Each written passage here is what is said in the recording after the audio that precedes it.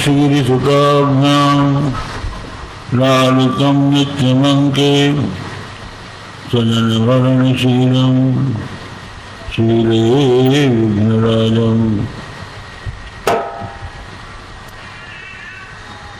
मम वाचमिमां प्रसुप्तां सञ्जीवयत्यखिलशक्तिवरस्वभावना अन्नाथचरणश्रवणत्वभागीन् प्राणान्नमो भगवते पुरुषाय तुभ्यं तद्दिव्यमव्ययं धाम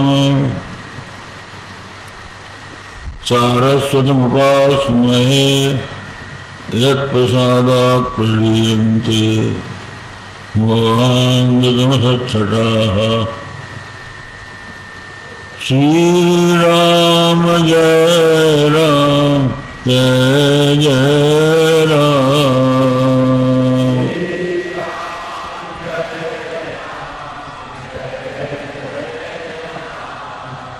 श्रीराम जय राम जय जय राम।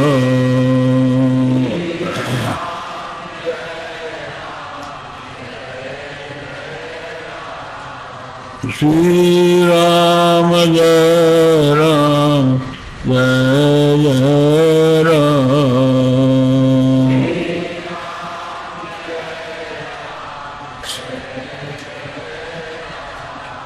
श्री राम जय राम जय जय राम।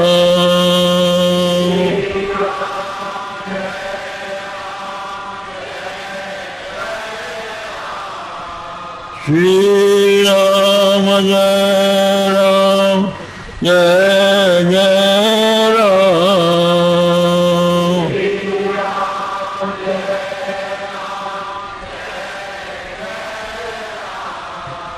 श्री राम जय राम जय जय राम।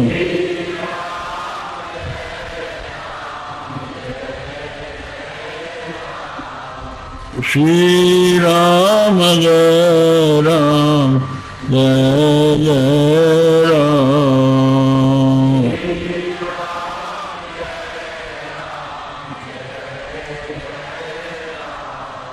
धर्म की अधर्म का प्राणियों में विश्व का गौ माता की गो हत्या हर हर महादेव।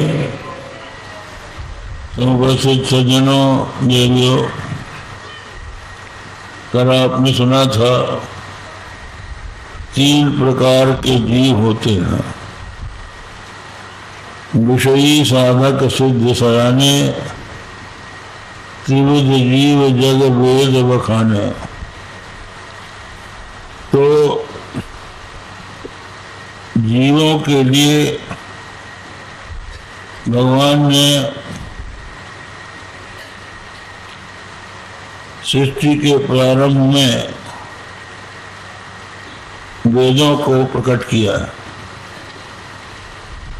ये माना जाता है कि सृष्टि और प्रलय का क्रम अनादिकाल से अनवरत चला आ रहा है।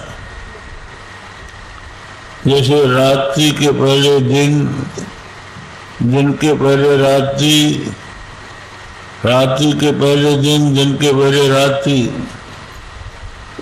इनका क्रम चलता आ रहा है। उसी प्रकार सृष्टि और प्रलय का क्रम अनादिकाल से चला आ रहा है। ये जीव कब से है ऐसा नहीं है। गीता में भगवान श्री कृष्ण ने कहा है, प्रकृति पुरुषं चैव विद्यनादि भावपि। प्रकृति और पुरुष दोनों को अनादि समझो। अनादि का अर्थ है जिसका आदि न हो। ऐसा नहीं है कि पहले जीव नहीं हुआ, नहीं था और उसके बाद हो गया, ये पहले से है। बस अंतर ये है कि ईश्वर और जीव दोनों में अंतर ये है कि ब्रह्म के आश्रित जो माया है, इसको प्रकृति कहा गया है। मायांच प्रकृति विज्ञान माइनंत महेश्वरम। इस माया में 3 गुण हैं, सत्वगुण, रजोगुण, तमोगुण। तो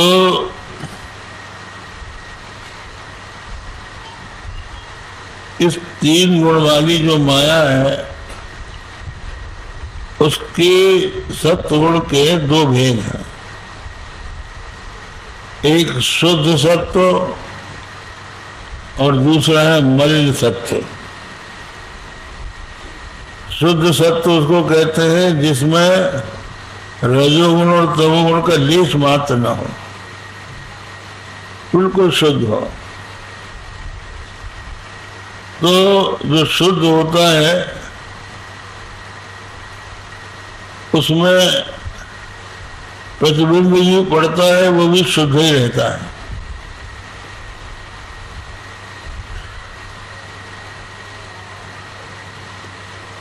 जैसे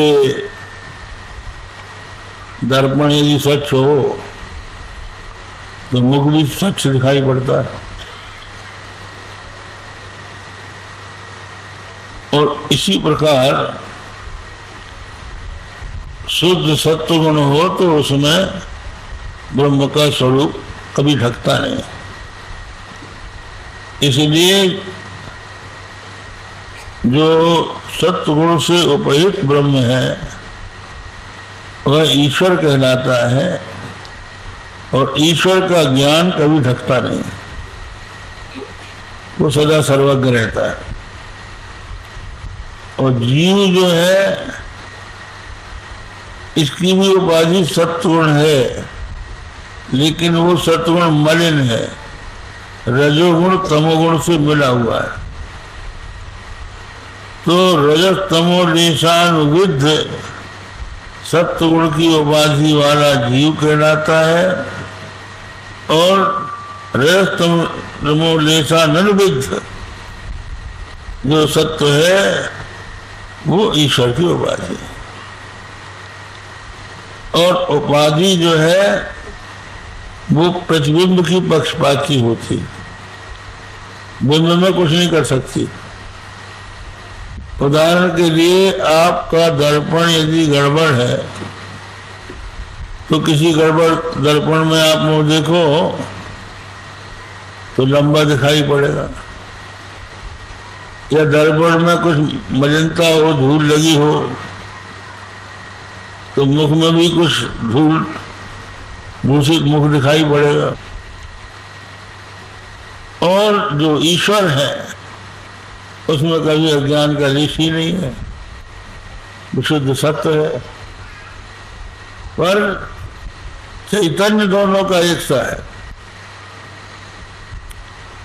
जो ईश्वर का वास्तविक स्वरूप है वो भी सच्चिदानंद है, और जीव का जो स्वरूप है वो भी सच्चिदानंद है। इसलिए आप देखिए रामचरितमानस में जहाँ ज्ञान का प्रसंग आता है वहाँ गोस्वामी तुलसीदास जी कहते हैं ईश्वर अंश जीव अविनाशी चेतन अमर सहज सुख राशि। ये जो जीव है ईश्वर का अंश है, और बताया कि अंश जो है ये अविनाशी है। अविनाशी है इसका अर्थ है सत, और चेतन का अर्थ है चित्त, और सहज सुख राशि का अर्थ है आनंद। तो परमात्मा ब्रह्म भी सच्चिदानंद और ये जीव भी सच्चिदानंद, दोनों वस्तुतः सच्चिदानंद स्वरूप है, दोनों में कोई अंतर नहीं। प्रत्येक व्यक्ति ये चाहता है कि हम कभी न मरे हैं, कभी हम ना मरे, ये जो इच्छा है इस बात का द्योतक है कि ये मरने वाला नहीं है। लेकिन ये कह रहे हैं कि आप कुछ नहीं जानते, तो ज्ञान का विषय होना जो है अपमानजनक नहीं होता, ज्ञान का आश्रय अपमानजनक होता है। तो जीव जो है, अगर उसको चढ़ाना हो किसी भी व्यक्ति को, तुम कहे तो बेवकूफ हो तुम, तो गाली समझेगा।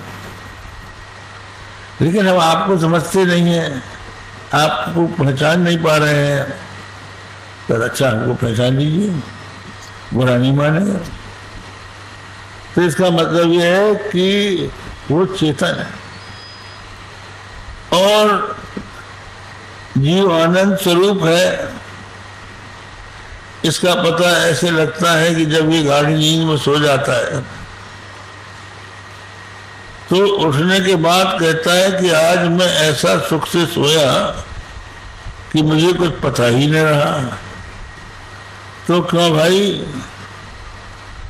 तुमको कौन सा सुख मिल गया वहां?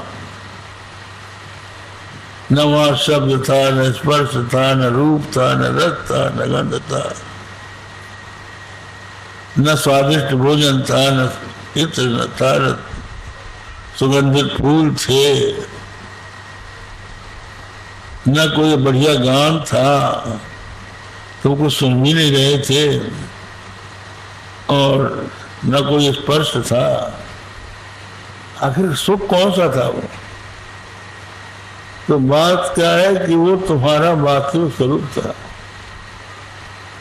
जिसका तुमने सुषुप्ति में अनुभव किया और उठकर कहा कि मैं आज ऐसा सुख से सोया कि मुझे कुछ पता ही न रहा। तो ये आनंद स्वरूप जीव है। लेकिन दुष्ट दुशासन के समान उसमें कहाँ बल था? उसको तो 10,000 हाथी के जैसा बल था। तो वो अशरण शरण करुणा वरुणालय भगवान श्री कृष्ण की शरण में गई। गोविंद द्वारका वासिन कृष्ण गोपी जनप्रिय कौरवई परिभूता माम किम न जाना केशव। हे गोविंद, हे द्वारकावासी, हे गोपी जनप्रिय, कौरव मुझे सता रहे, तुम्हें पता नहीं है। जैसे ही भगवान ने सुना आ गए और द्रौपदी के चीर में बैठ गए। जो शासन द्रौपदी का चीर खींचने लगा, खींचता जा रहा है, खींचता जा रहा है, रंग बिरंगे चीर निकलते जा रहे हैं। द्रौपदी नग्न नहीं हो पा रही है। अंबर का लगा पहाड़ अंत नहीं पाया। क्या करी द्वारकाधीश अनोखी माया, अंबर का लगा पहाड़ अंत नहीं पाया। अंत में खींचते खींचते जब पीतांबर निकलने लगा तो किसी ने कहा, रे दुष्ट, पीतांबर आ गया, मर जाएगा, मत छुआ। तो द्रौपदी की लज्जा बचा दी भगवान ने। कहते हैं द्रौपदी को फिर भी संतोष नहीं हुआ। भगवान श्री कृष्ण मिले तो द्रौपदी ने कहा, भगवान, जब दुशासन मेरा चीर खींच रहा था, मैंने आपको पुकारा, अब आए तो, लेकिन देर लगाई। देर क्यों की? और पहले आ जाना चाहिए था। तो भगवान ने पूछा, द्रौपदी, तूने क्या कहकर पुकारा था? द्रौपदी बोली, गोविंद द्वारका वासिन कृष्ण गोपी जनप्रिय। हे गोविंद, हे द्वारका के वासी, हे कृष्ण, हे गोविंद, गोपीजनों के प्यारे, कौरव मुझे सता रहे हैं, तुमको पता नहीं है? तो बोले भगवान कि मैं तो वहीं था, तूने मुझे द्वारका वासी कह के पुकारा तो मुझे द्वारका जाके आना पड़ा। आर्त भक्त गजेंद्र आर्त भक्त, परिवार वालों का सहारा टूट गया, गजगराज दोनों की लड़ाई होती रही, परिवार के लोग पहले सहायता करते रहे। जब देखा कि अब ये बचने वाला नहीं है तो सबने अपना रास्ता पकड़ लिया,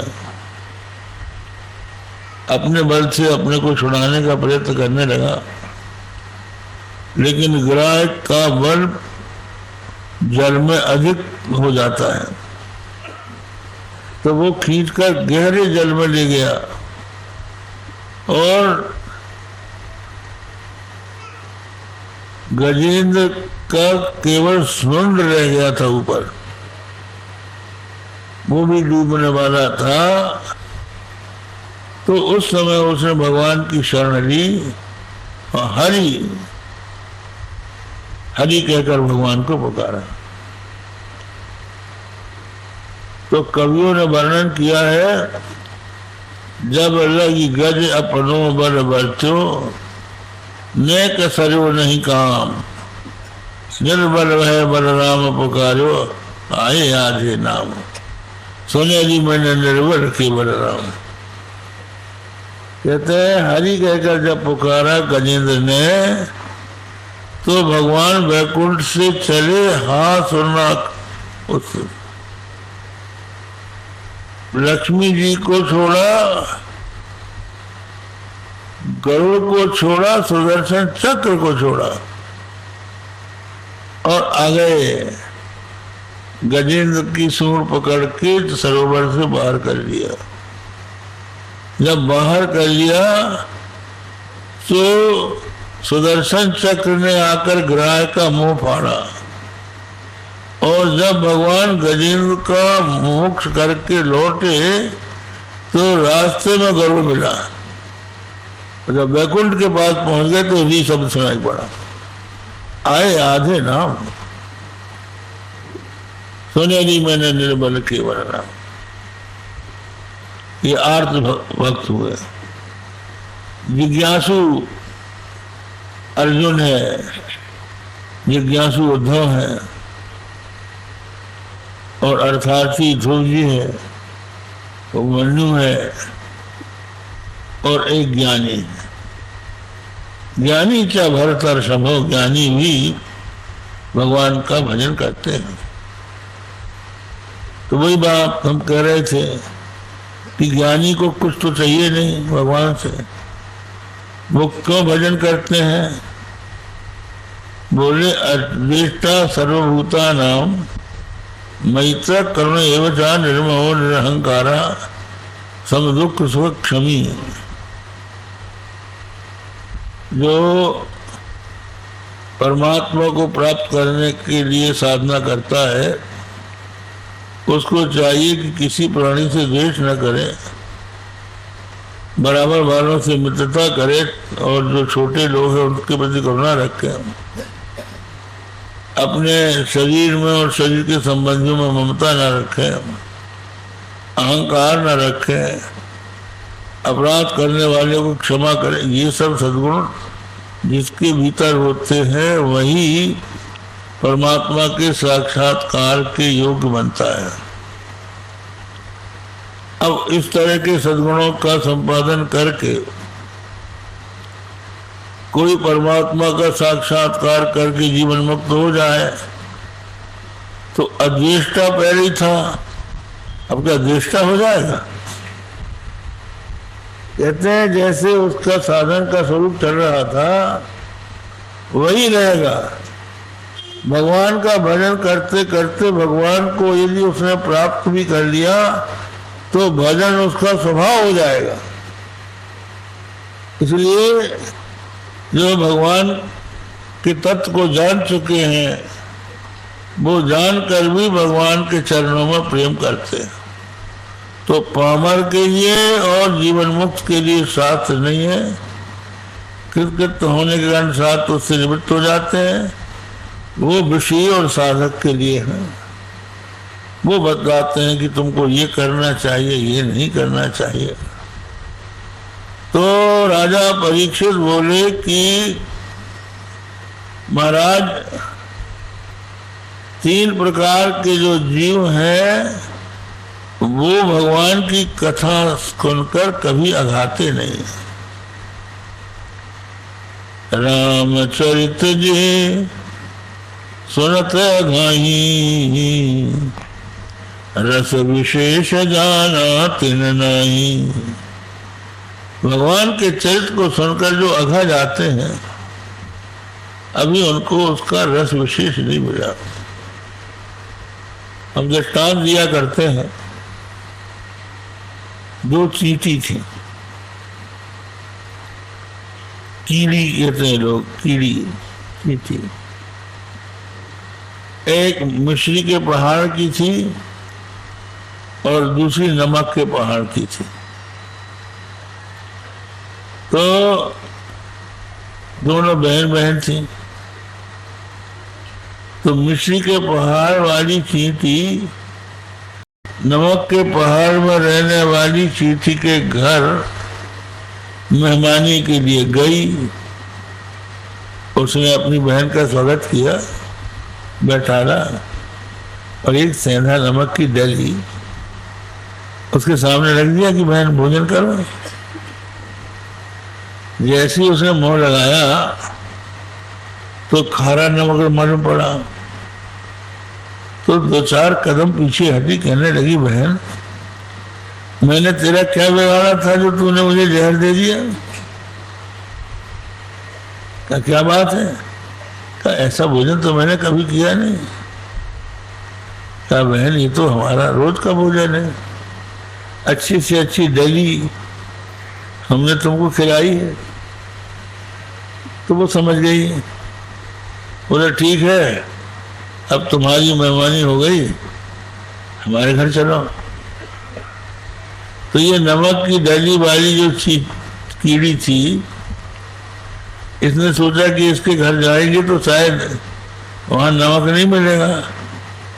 तो एक नमक की छोटी सी डली मुंह में दबा के गई। अब जब वहां पहुंची तो मिश्री उसके सामने रख दी गई, लेकिन मिश्री में उसने मुंह लगाया, स्वाद नमक का आया। तो उसने कहा, तुम बड़ी तारीफ कर रही थी अपने भोजन की, तुम्हारा भोजन भी तो हमारी जैसा है। वो लगा, मेरी प्यारी बहन, नमक की डली तो निकाल। तो उसने बहुत मुश्किल से नमक की डली निकाली और जो मिश्री में मुंह लगा तो फिर नमक के पहाड़ में जाने का नाम नहीं लिया। इसी तरह से विषय वासना की डली लेकर जो लोग कथा सुनने आते हैं, ऐसे लोग कथा बिगाड़ने वाले होते हैं। वो क्या करते हैं कि सबसे आगे बैठ जाएंगे और बार बार घड़ी देखेंगे और एक दूसरे से बात करने लगेंगे। तो वक्ता समझेगा कि मेरी बात जमने रही है, खत्म करो, इनको कहीं जाना है जल्दी। तो अपना भी उनने बिगाड़ा और दूसरों का भी बिगाड़ दिया। माड़ा आपके आप गए और 7 हाथ का पगा भी लेते गए। ऐसे लोग होते हैं, ये हमेशा पहुंच जाते हैं और सामने बैठे हैं क्योंकि बड़े आदमी हैं, इनको लोग आगे बैठा देंगे, लेकिन वो वहां कथा और बिगाड़ते हैं। तो जो व्यक्ति सब प्रकार की वासनाओं का त्याग करके भगवान की कथा सुनता है, उसको भगवान की कथा अमृत जैसी मधुर लगती है, अमृत जैसी मीठी लगती है। और फिर वो उसका रस जान लेने के कारण फिर कभी नहीं छोड़ता है, दौड़ के वहां पहुंचता है। रसग्रहो यतः, रसग्रह उसको हो जाता है। इसलिए का उत्तम श्लोक गुणानुवादात पुमान विरजेत बिना पशुघ्नात। बहुत से लोग हैं आत्मघाती, आत्महत्या। लोग कहते हैं आत्मा तो कभी मरता ही नहीं है, तो आत्मघाती कहाँ है? आत्महत्या की चर्चा तो उपनिषदों में, वेदों में भी है। एक चात्महनो जना असूया नाम ते लोका अंधे ने तमसावृता तागुंस्ते प्रत्याभिगच्छन्ति एक चात्महनो जना। तो वो लोग जो आत्महत्यारे हैं, वो आत्महत्यारे उन लोगों में जाते हैं जो असुरों के हैं, असुरिया, जहाँ घोर अज्ञान का अंधकार रहता है। तो आत्मा का जब हनन नहीं हो सकता तो आत्महत्यारा कहाँ से आ जाएगा? तो उसका समाधान ये है कि केवल मारना ही हत्या नहीं है, किसी का अपमान कर देना, संभावित कहा अपजस राहु मरण कोटि सम दारुण दाहु। जो प्रतिष्ठित व्यक्ति है उसके ऊपर कोई लांछन लगा दे तो वो उसकी मौत है। जो चक्रवर्ती सम्राट है उसको कोई कुली कह दे तो मरने के बराबर तो हो ही जाएगा। एक सती नारी को कोई व्यभिचारिणी कह दे। इसी तरह से जो आत्मा अजर अमर है, उस आत्मा को शरीर मान ले, सुखी दुखी मान ले, जन्म मरण वाला मान ले, यही तो आत्महत्या है। तो उस आत्महत्यारे को जिसने मानव शरीर प्राप्त करके भी जन्म मरण के चक्र से मुक्त होने के लिए कभी सत्संग नहीं किया, कभी न आयो सत्संगति में, कभी न हरि गुण गायो, पच पच मरो बैर की नाई बोर भय उस उठी खायो, तूने हीरा सो जन्म गमायो, भजन बिनु बावरे। तो ऐसे लोग मानव शरीर प्राप्त करके भी उसका दुरुपयोग कर रहे हैं। कुछ समझ में नहीं पा रहे हैं कि हम अब क्या करें। बहुत से लोग तो सोचते हैं जब फुर्सत होगी तब करेंगे, और फुर्सत कभी मिलने वाली नहीं है।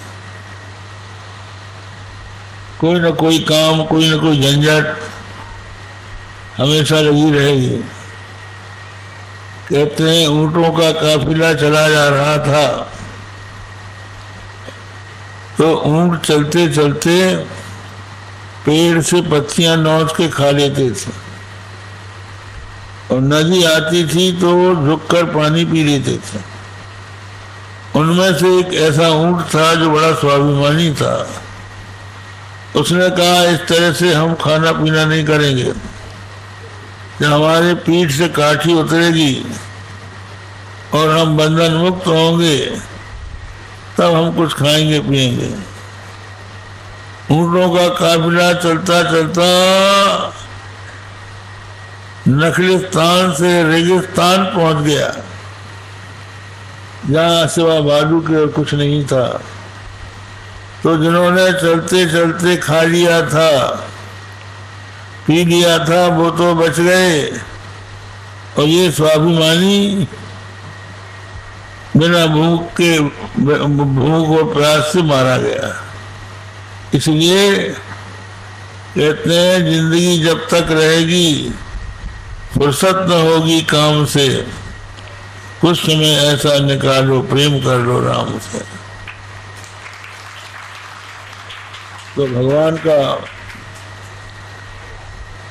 पहले भले ही भगवान की कथा में रुचि न हो, लेकिन अंत में बड़ी मधुर हो जाती है। इसलिए राजा परीक्षित कहते हैं कि महाराज हमको तो भगवान की कथा ही सुनाइए। अब आगे की हम आप लोगों को सुनाएंगे। श्री राम जय राम जय राम,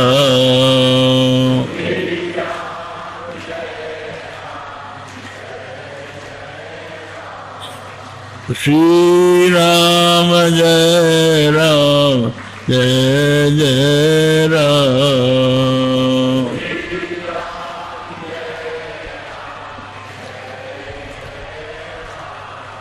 श्री राम जय राम जय जय राम।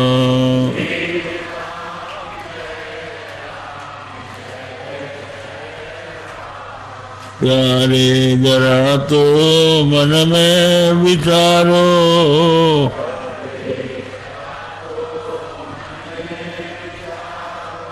क्या साथ लाए अरुले चलोगे,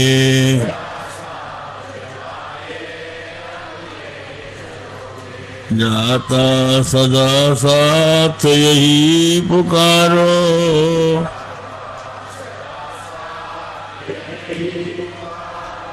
गोविंद दामोदर माधवेति,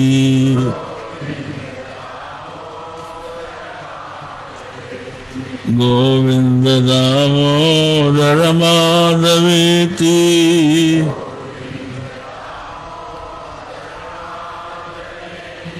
हे कृष्ण हे यादव हे सखेति,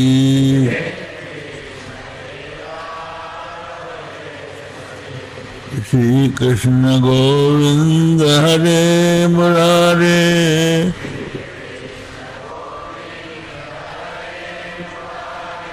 हे नाथ नारायण वासुदेव,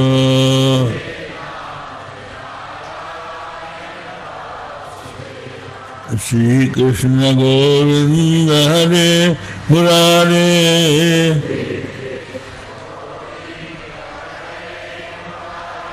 हे नाथ नारायण वासुदेव।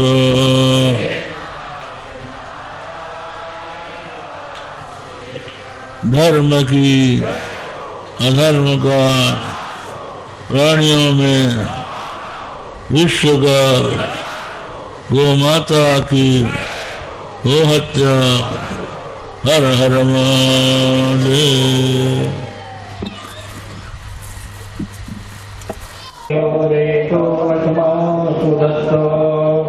आरती कुंज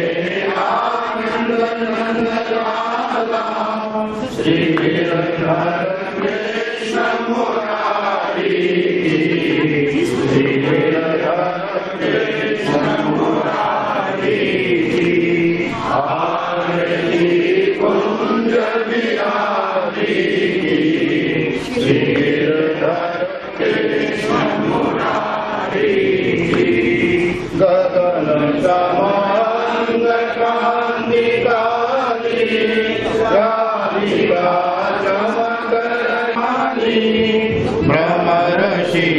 अलक कस्तूरी तिलक चंद्रशीलक ललित छवि श्यामा प्यारी श्रीधर कृष्ण मुरारी आरती कुंज बिहारी श्रीधर कृष्ण मुरारी कनकमल मोर मुकुट विलसे देवता दर्शन को तरसे गगन शो सुमन राशि बरसे बजे मूर्छंद मधुर मृदंग वालिनी संग अतुल गोप कुमारी श्रीधर कृष्ण मुरारी आरती कुंज बिहारी श्रीधर कृष्ण मुरारी जाते प्रकट भई गंगा सकल मलहारिणी श्री गंगा स्मरण देहो मोह मंगा वशीष वशीष जटा के हरे नगती शरण छवि श्री बनवारी श्रीधर कृष्ण मुरारी आरती कुंज बिहारी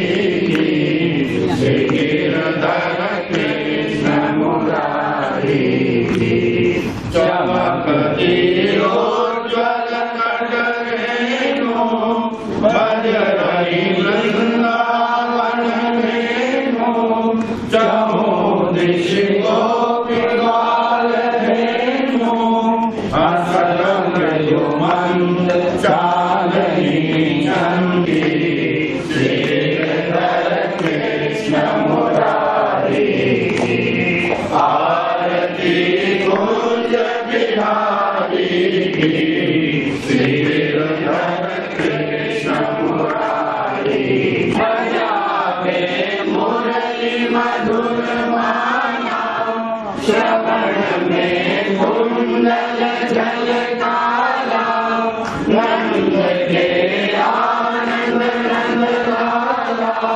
श्रीधर कृष्ण मुरारी श्रीधर कृष्ण मुरारी आरती कुंज बिहारी श्रीधर कृष्ण मुरारी कर्पूर गौरम